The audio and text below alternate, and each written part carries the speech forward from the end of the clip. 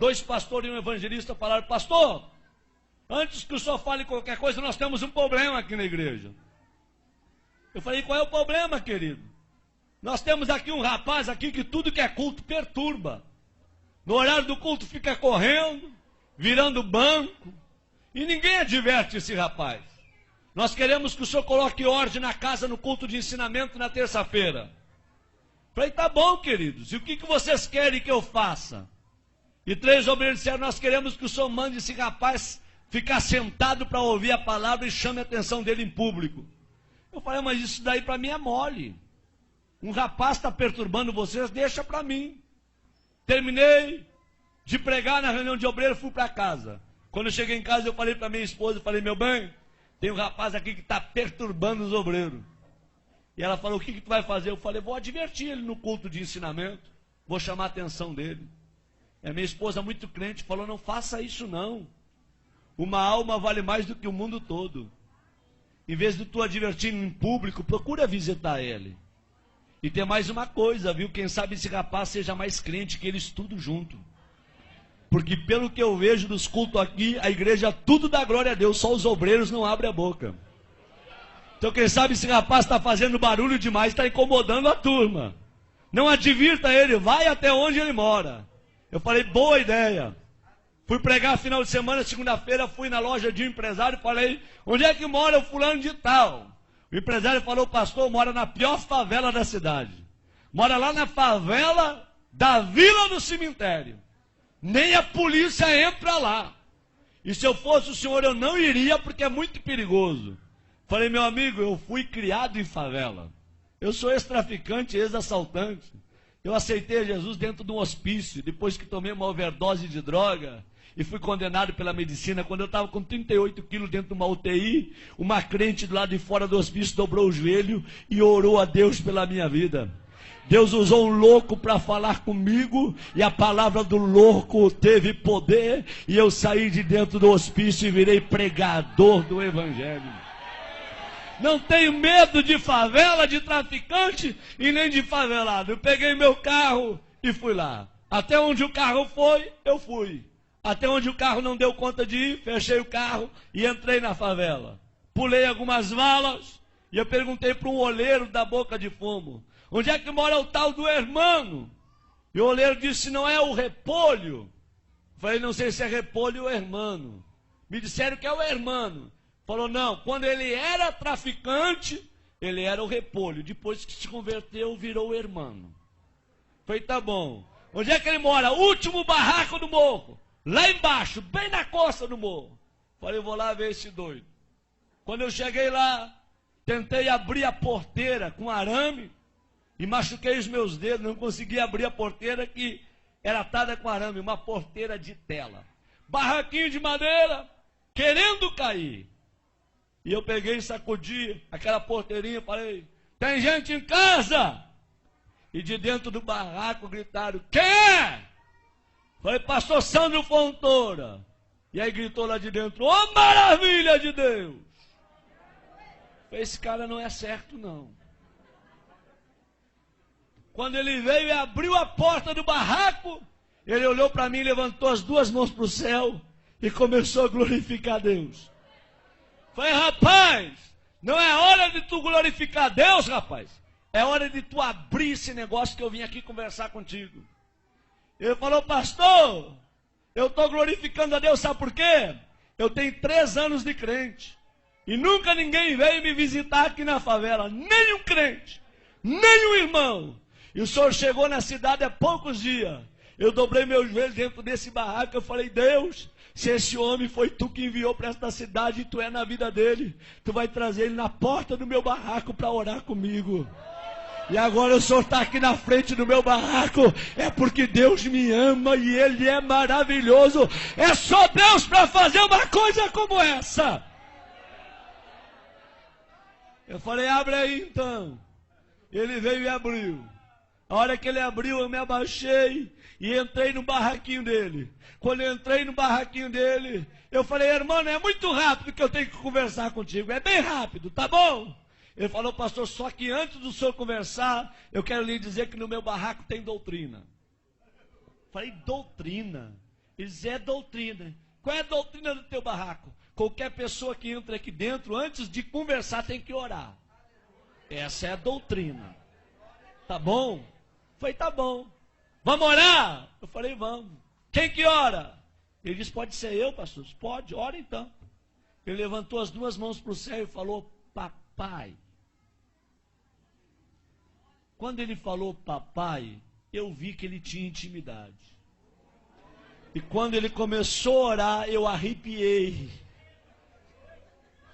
Do pé até o caco da cabeça.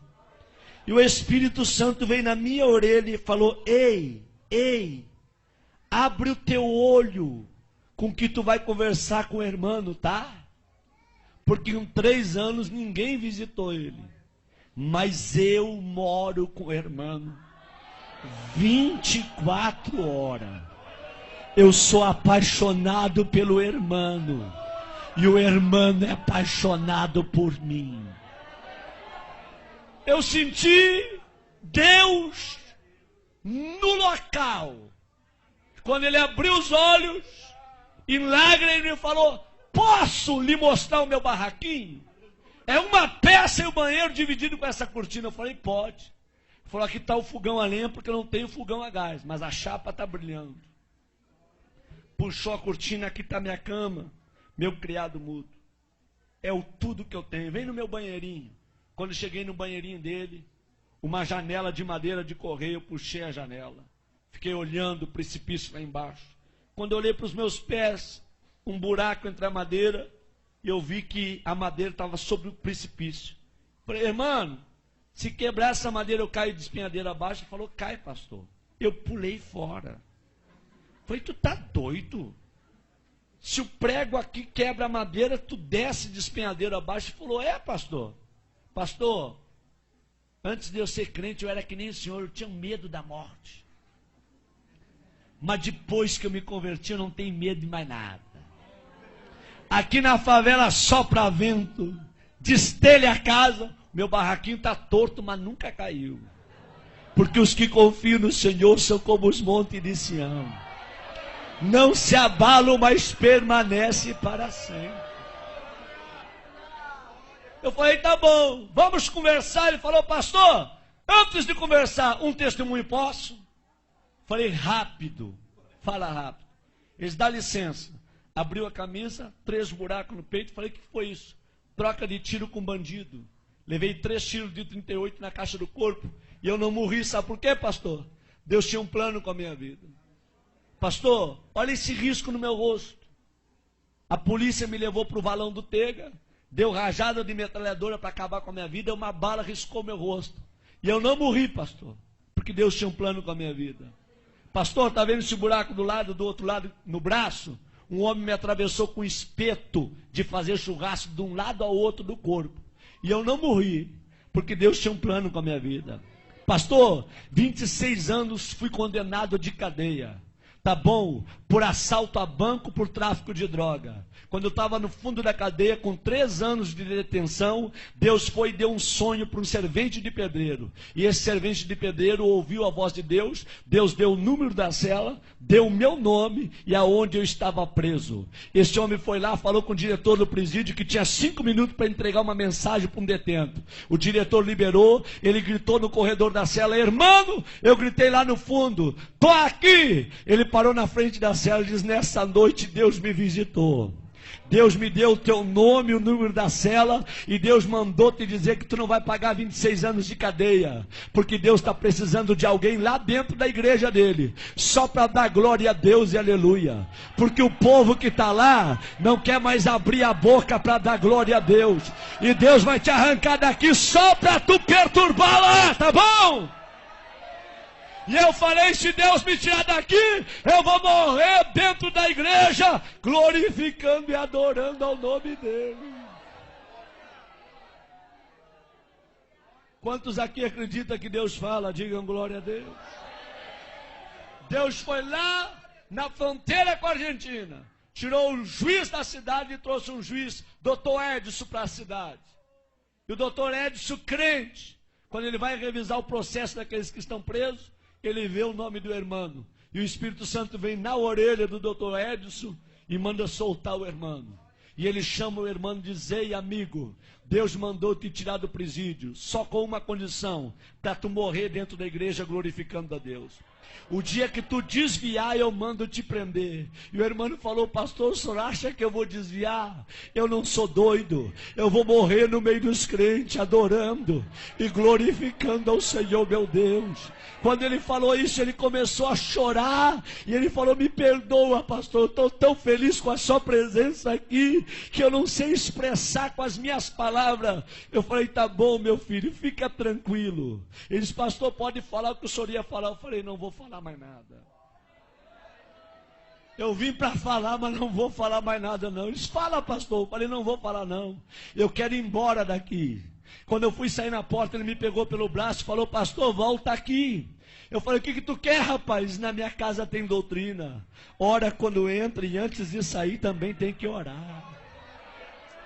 Vamos orar? Eu falei: vamos. Eles: posso orar abraçado com o Senhor? Eu falei: pode, abraça em mim. E ele abraçou comigo e começou a orar e falou: Deus, eu não tenho nada, mas o que eu tenho eu reparto com esse homem. A unção que tu me deste, enche ele com a tua glória e faça desse homem um profeta para esta região. Enquanto ele orava, eu tremia e chorava. Nós não oramos menos de uma hora abraçado. O suor corria na minha perna e a roupa colada no meu corpo. Quando eu saí do barraquinho do irmão, eu fui até o meu carro falando em línguas estranhas. Quando eu entrei dentro do meu carro, fui até a minha casa falando línguas estranhas. Quando eu cheguei na minha casa, minha esposa falou: o que aconteceu contigo?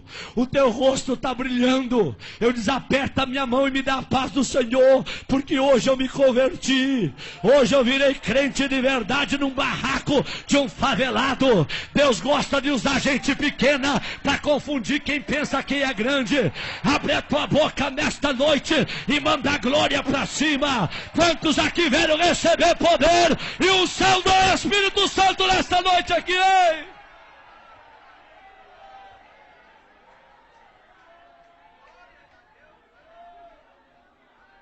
Quando foi terça-feira, eu fui dar um ensinamento no Templo Central. E conforme eu estou dando o ensinamento, eu olho para os obreiros tudo de perninha cruzada, lenço na rótula do joelho, sem abrir a boca para dar um glória a Deus. E eu olho para o irmão lá atrás, ele começou a bater a palminha dele. Começou a se alegrar, a sentir o que ninguém estava sentindo.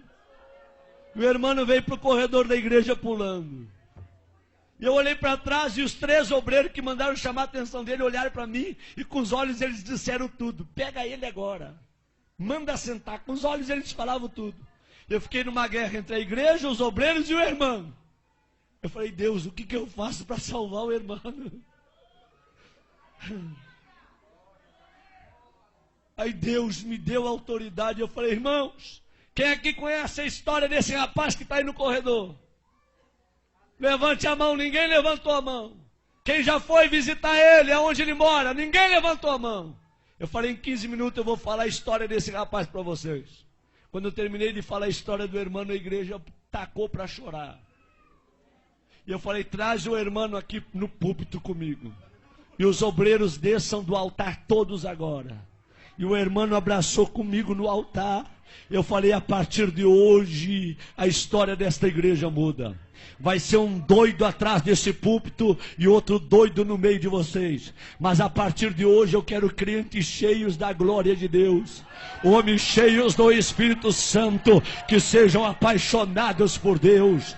Deus não te julga pelo que tu tem, Deus te julga pelo que tu é. Tu pode morar num barraco cair nos pedaços, mas se Jesus mora lá juntamente contigo, você tem valor. Abre a tua boca e manda a glória para cima.